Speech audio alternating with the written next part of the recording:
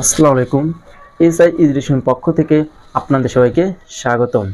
আজকের ক্লাসটা হচ্ছে আমাদের এসএসসি শিক্ষার্থীদের জন্য, যাদের এমসিকিউতে অনেক ধরনের সমস্যা আছে বা অনেক ভয়ভীতি কাজ করতেছে, তারা অবশ্যই আমার ভিডিওটা দেখবে। আমার এই সবগুলো ভিডিও যদি তোমরা দেখো, ইনশাআল্লাহ বোর্ড পরীক্ষায় 30টা এমসিকিউ দিয়ে আসতে পারবে। তো আজকের পর্বটা হচ্ছে আমাদের কত 5 নাম্বার পর্ব। তো প্রত্যেকটা পর্বে আমরা কি করতেছি, একটা করে টাইপ শেষ করতেছি। তো আজকের টাইপে কয়টা প্রশ্ন আছে, 8টা প্রশ্ন আছে। এই 8টা প্রশ্ন আমরা খুব সহজে সমাধান করার চেষ্টা করব। আর যারা আগের ক্লাসগুলো দেখো নাই, তারা অবশ্যই আগের ক্লাসগুলো দেখবে। তো আজকের ক্লাসটা এখন আমরা শুরু করতেছি। তো দেখো, প্রথম প্রশ্ন বলছে কি, কোন সেটের উপাদান সংখ্যা n হলে উপসেট সংখ্যা কত? তো দেখো, কোন একটা সেটের যদি কি হয়, উপাদান সংখ্যা n হয়, উপসেট সংখ্যা নির্ণয় করার সূত্র হচ্ছে 2 দি পাওয়ার n। এটা কি আমাদের সূত্র। আমাদের অ্যান্সার কি হবে, 2 দি পাওয়ার n। দেখো কোন অপশনে আছে, খ নম্বর অপশনে। এটা কি আমাদের সূত্র, অবশ্যই মনে রাখতে হবে। তো দেখো, যদি আমাদের প্রশ্নটা এরকম করতো, যদি বলতো কি কোনো একটা সেটের উপাদান সংখ্যা 3 হলে উপসেট সংখ্যা কত, বা 3 বা কি 4 বা কি 5, যে সংখ্যা কি থাকবে আমরা সে সংখ্যার উপর কি করব, এই 2 উপর পাওয়ার বসিয়ে দেব। তো দেখো, যদি আমরা ধরি কি এই যে বলছে কি n হলে, কোন সেটের উপাদান সংখ্যা 5 হলে উপসেট সংখ্যা কত হবে, তা আমরা কি করব, 2 দি পাওয়ার 5 বসিয়ে দেব। যদি আমাদের বলে কি কোন একটা সেটের উপাদান সংখ্যা 4, তাহলে আমরা কি লিখব, 2 দি পাওয়ার কি 4। যদি বলে কোন একটা সেটের উপাদান সংখ্যা 6, তাহলে কি আমরা 2 দি পাওয়ার 6। এই ক্যালকুলেশন করলে যে মানটা আসবে সেই মানটা কি আমাদের উত্তর হবে। তাহলে আশা করি তোমাদের এই ধরনের এক্সামে কোনো সমস্যা থাকবে না। তো এবার দেখো, আমাদের 2 নম্বর প্রশ্ন বলছে কি, এই একটা সেট উপাদান সংখ্যা 3, 4, 5, সেটটির উপসেট কতটি? তাহলে দেখো আমরা কিভাবে সমাধান করি।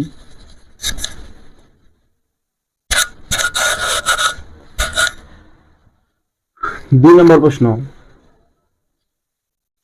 2 নম্বর প্রশ্নে কি বলছে, 3, 4, 5 সেটটির উপসেট সংখ্যা কতটি? তো দেখো, এ সেটের উপাদান সংখ্যা কি আছে, দেখো এ সেটের উপাদান সংখ্যা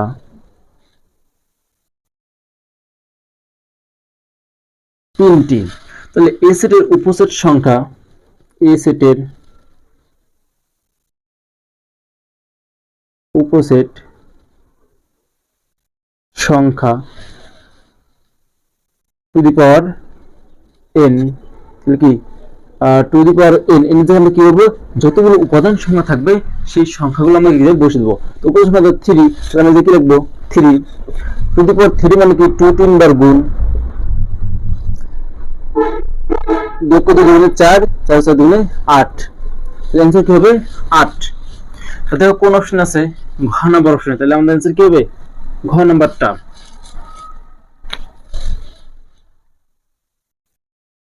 যদি আমাদের এই যে কি উপাদান সংখ্যা 4টা থাকে বা 5টা থাকে, তাহলে আমরা কি করব, শুধু কি করব, এই যে 2 এর উপর বসিয়ে দেব, এই 2 এর উপর কি পাওয়ারটা বসিয়ে দেব। যদি দেখি উপাদান সংখ্যা আরেকটা জায়গায় 6 আছে, তাহলে উপাদান সংখ্যা 4, তাহলে আমরা 4 বসিয়ে ক্যালকুলেশন করলে আমরা যে অ্যান্সারটা আসবে সেটাই কি আমাদের উত্তর। তো এবার 3 নম্বর প্রশ্নটা সমাধান করব। দেখো,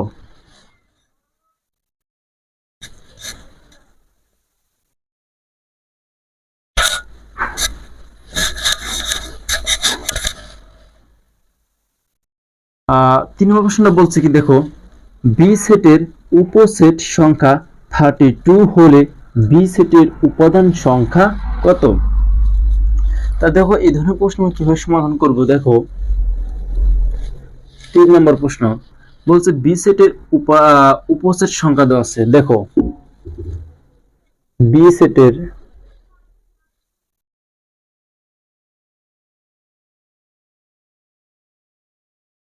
উপসেট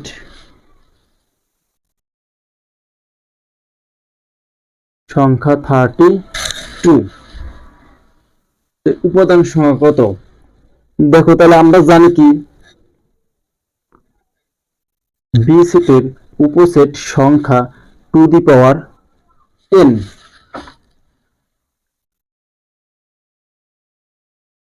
তো দেখো, বা এই বি সেটের উপাদান সংখ্যা 32, তাহলে কি 32 equal to the power n। বা দেখো, এই জায়গায় আমাদের কি করতে হবে, এই জায়গায় 2 এর উপর এমন একটা পাওয়ার বসাতে হবে যার মান হবে কি 32। যদি আমরা 2 এর উপর কি পাওয়ার বসাই 4, 2 এর উপর পাওয়ার বসাই যদি 4, তার মান কত আসে দেখো, টু দি পাওয়ার 4 তাহলে 16। আর টু দি পাওয়ার যদি আমরা কি বসাই 8, 256 টু দি পাওয়ার যদি আমরা কি বসাই 6, 64 টু দি পাওয়ার 5, 32। তাহলে দেখো, 2 এর উপর যদি আমরা কি পাওয়ার বসাই 5, 2 এর উপর কি বসাবো পাওয়ার 5, 2 এর পাওয়ার 5 বসালে মান আসবে 32। আর এই পাশে আমাদের আছে টু দি পাওয়ার n। বা তো দেখো, তোমরা এই মানটা কিভাবে বের করবে, এই যে আমাদের যে মানটা থাকবে, তো সেই মানটা আমাদের কি বের করতে হবে কিভাবে, দেখো আমরা সব সময় যাও এই পাশে আমাদের কি আছে 2, তো এই পাশে আমাদের কি অবশ্যই 2 বানাতে হবে, কারণ যখন আমাদের ভিত্তিগুলো সেম থাকবে তখন আমাকে পাওয়ারগুলো সেম বলতে পারবো, আর পাওয়ারগুলো সেম থাকলে আমরা ভিত্তিগুলো সেম বলতে পারবো। তো দেখো, এই পাশে যেহেতু আমাদের কি ভিত্তি 2, তাহলে এই পাশে আমাদের অবশ্যই ভিত্তি 2 বানাতে হবে। তো এই জায়গায় আমরা 2 বানাবো কিভাবে, দেখো এই 2 এর উপর কি 1 থেকে শুরু করবো, 1 দেব, 2 দেব, 3 দেব, 4 দেব, 5 দেব, এরকম করে সিরিয়ালে যখন পাওয়ার দিয়ে যাবো অবশ্যই আমাকে এই সংখ্যাটা মিলবে। দেখবো যে পাওয়ারটা 2 এর উপর যে পাওয়ারটা দিলে কি 32 হবে, আমরা সেই পাওয়ারটা জায়গায় বসিয়ে দেব। তো দেখো 2 এর উপর 5 বসালে কি হবে 32। তো এখন দেখো, এই জায়গায় 2 এই জায়গায় 2 ভিত্তি কি সেম, তাহলে আমরা বলতে পারি পাওয়ার অবশ্যই সেম। তারপর লিখতে পারি কি, দেখো 5 ইকুয়াল n। তো n আমাদের কি উপাদান সংখ্যা, তাহলে উপাদান সংখ্যা 5 হলে উপস্থিত সংখ্যা হবে কত 32। তার আমাদের आंसर কি হবে 5। তো দেখো কোন অপশন আছে, গ নাম্বার অপশনে, তাহলে আমাদের आंसर কি 5।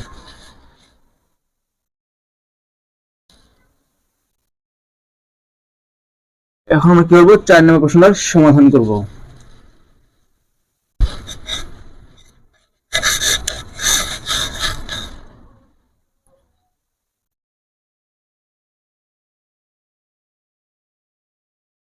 তো 4 নম্বর প্রশ্ন বলছে কি, এই একটা সেটের উপাদান সংখ্যা কি দেওয়া আছে 6, 7, 8, 9, 10, 11, 12, 13, মানে 6 থেকে 13 পর্যন্ত আছে।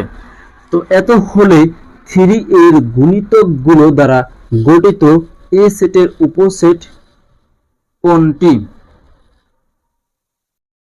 দেখো, এই যে কিন্তু আমাদের উপসেট সংখ্যা চাইনি, আমি বলছি কি এই জায়গায় যে অনেকগুলো উপাদান সংখ্যা দেওয়া আছে, এই উপাদান সংখ্যা 3 এর গুণিতক যেগুলো সেগুলো হবে কি আমাদের आंसर।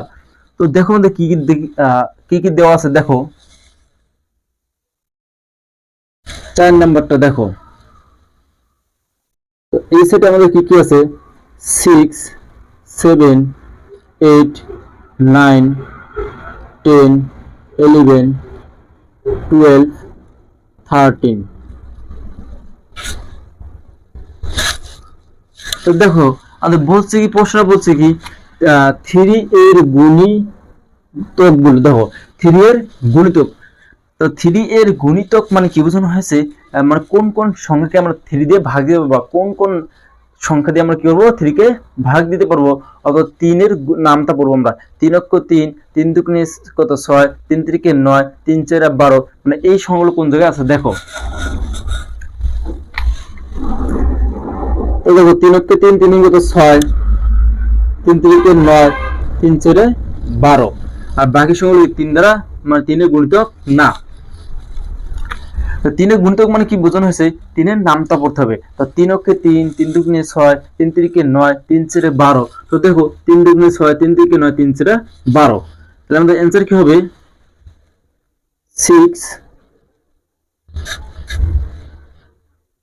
9, 12। এটা হচ্ছে আমাদের কি 3 দ্বারা 3 এর গুণিতক।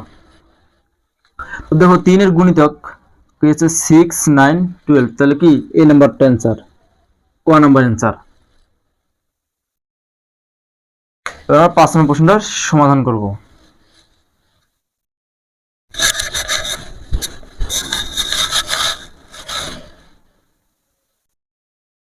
তো 5 নম্বর প্রশ্ন বলছে কি কোন সেটের উপাদান সংখ্যা n হলে প্রকৃত উপসেট সংখ্যা কত হবে? তো দেখো, যখন একটা সেটে কি হবে উপাদান সংখ্যা n হবে, যখন একটা সেটে কি উপাদান সংখ্যা n হবে, যদি বলে প্রকৃত উপসেট সংখ্যা কত, তখন আমাদের সূত্র কি দাঁড়াবে দেখো, two the power n minus 1, to the power n এই মানটাকে যদি আমরা কি 1 বিয়োগ করি, সেটাই হবে আমাদের প্রকৃত উপসেটের সংখ্যা। এটা হচ্ছে কি একটা সূত্র। তো দেখো এটা কোথায় আছে, two the power n minus 1, তাহলে এটাই ঘ নাম্বার, তাহলে অ্যান্সারটা কি আমাদের ঘ নাম্বার হবে। এখন দেখো, যদি প্রশ্নটা এইভাবে করতো কোন একটা সেটের উপাদান সংখ্যা 4 হলে প্রকৃত উপসেট সংখ্যা কত, যদি বলে কোন একটা সেটের উপাদান সংখ্যা কি 4 হলে প্রকৃত উপসেট সংখ্যা কত, যখন 4 বলে তখন আমরা কি করব দেখো, টু দি পাওয়ার এই যে এর জায়গায় আমরা কি করব 4 বসিয়ে দেব, 4 মাইনাস 1 ইকুয়াল টু দি পাওয়ার 4 মানে কত হচ্ছে 16 মাইনাস 1, 16 থেকে আমরা 1 বিয়োগ করে হয় 15, অ্যান্সার হবে 15। আবার যদি বলে কোন সেটের উপাদান সংখ্যা যদি 3 হয় তাহলে প্রকৃত উপসেট সংখ্যা কত, তখন আমরা কি করব, টু দি পাওয়ার 3 বসিয়ে দেব আর কি বিয়োগ করব কি 1, তো টু দি পাওয়ার কি 3 মানে কি 8 মাইনাস 1 ইকুয়াল 7।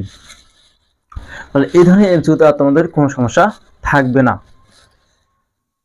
তাহলে দেখো এবার আমরা 6 নম্বর প্রশ্নের সমাধান করব।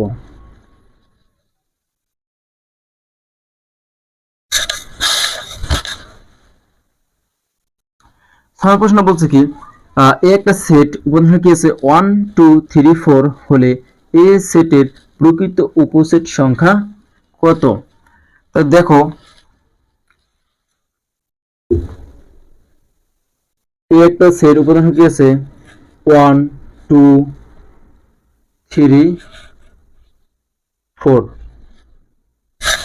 এই সেটের উপাদান সংখ্যা কয়টি, 4টি, প্রথমটা 4টা।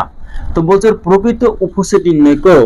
তো প্রকৃত উপসেট নির্ণয়ের সূত্র হলো আমরা two the power n minus 1 equal, তো দেখো আমরা 2 জায়গায় 2 লিখছি, এই যে n মানে কি উপাদান হতো, উপাদান হতো 4 মাইনাস 1 ইকুয়াল, তো টু দি পাওয়ার 4 মানে কত 16 মাইনাস 1, 16 থেকে যখন 1 বিয়োগ করে কত হয় 15, তাহলে আমাদের অ্যানসার কি হবে 15। এবার তো 7 নম্বর প্রশ্নের সমাধান করব আমরা। দেখো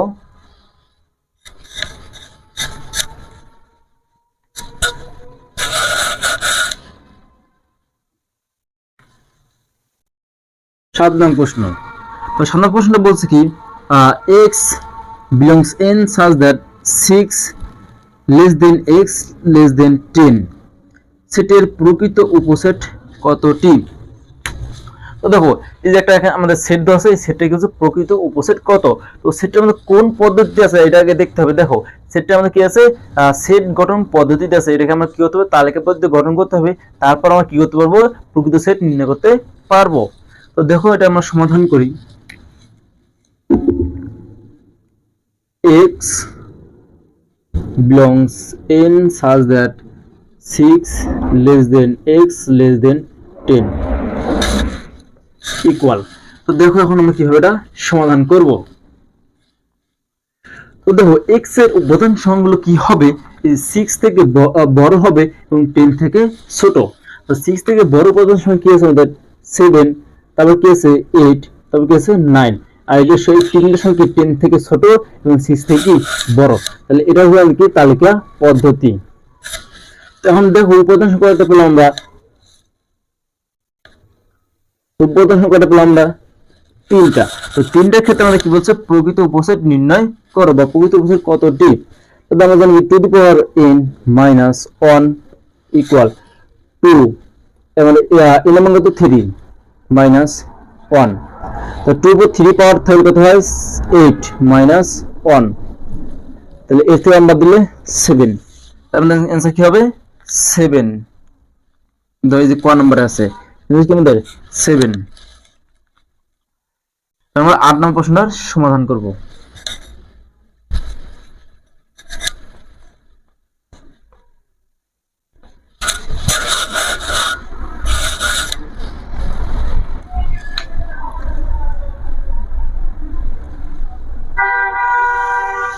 দেখো এবার 8 নম্বর প্রশ্ন কি বলছে, কিউ একটা সেট আছে এক্স ওয়াই জেড এবং আরেকটা সেট আছে উপাদান হয়ে গেছে কিউ আর হলে কিউ মাইনাস আর এর প্রকৃত উপসেট কত। তো দেখো প্রকৃত উপসেট যদি বের করতে পারে তাহলে অবশ্যই আমাদের কি করতে হবে, আগে এই মানটাই তো আগে বের করতে হবে, কারণ এই মানটা তো আমাদের নাই। দেখো কিউ মাইনাস কে আগে আর করতে হবে, যখন আমরা এই মানটা পাবো তখন এই মানটা আমরা কি করতে হবে, প্রকৃত উপসেট নির্ণয় করতে হবে। তা দেখো আমরা করি এটা। 8 নম্বর প্রশ্ন বলছে কি কিউ মাইনাস আর, তো কিউ সেটের প্রধান কি আছে X Y Z, X Y Z minus R, আর সেটের কিউ প্রধান হচ্ছে Q R, Q R equal. তো দেখো বিয়োগ করার নিয়ম কি, যখন আমরা কি করতেছি এই জায়গায় এই সেটটা থেকে সেটটা বিয়োগ করতেছি, তো যে সেট থেকে আমরা বিয়োগ করব সেই সেটটা কি অ্যানসার হবে, কিন্তু কি হবে এই সেটের যে উপাদান সংখ্যাগুলো এই সেটে থাকে সেগুলো বাদ দিতে হবে, আর যদি এই সেটের উপাদানগুলো যদি না থাকে সেগুলো কি অটোমেটিক বাদ। তাহলে দেখো এই যে x, এই যে কোথাও x তাহলে x অ্যানসার হবে, এই যে y, এই যে কোথাও y নেই তাহলে y অ্যানসার, এই যে z, এই যে কোথাও কি z নাই তাহলে z কি অ্যানসার। আর এই যে দুইটা প্রধান সংখ্যা আছে এই দুইটা প্রধান সংখ্যা আমাদের এই জায়গায় নাই, তাহলে কি অটোমেটিক বাদ। তাহলে আমাদের অ্যানসারটা কি হবে দেখো x y z। তাহলে দেখো এই যে আমরা প্রধান সংখ্যা পেলাম 3টি, প্রধান সংখ্যা বেশি 3টি, তো 3 রেখে আমরা কি করব বলছে কি প্রকৃত উপসেট to the power n minus 1 to the power কি n এর মান কত 3 মাইনাস 1, তাহলে 8 মাইনাস 1 ইকুয়াল কি 7। তাহলে দেখো 7 কোথায় আছে ঘ নম্বর, তার आंसर কি আমাদের 7। তো আজকের ক্লাসটা আমাদের কি এই পর্যন্তই থাকবে, আর বুঝতে সমস্যা হলে অবশ্যই কমেন্ট করে জানাতে হবে, আর ভিডিওটা অবশ্যই শেয়ার করতে হবে যেন অন্যরাও শিখতে পারে। আর কোনো ধরনের প্রশ্নের সমস্যার সমাধান লাগলে অবশ্যই কমেন্ট করে জানাতে হবে। আর আজকের ক্লাসটা কেমন হয়েছে অবশ্যই সেটাও কমেন্ট করে জানাতে হবে। সবাইকে অসংখ্য ধন্যবাদ।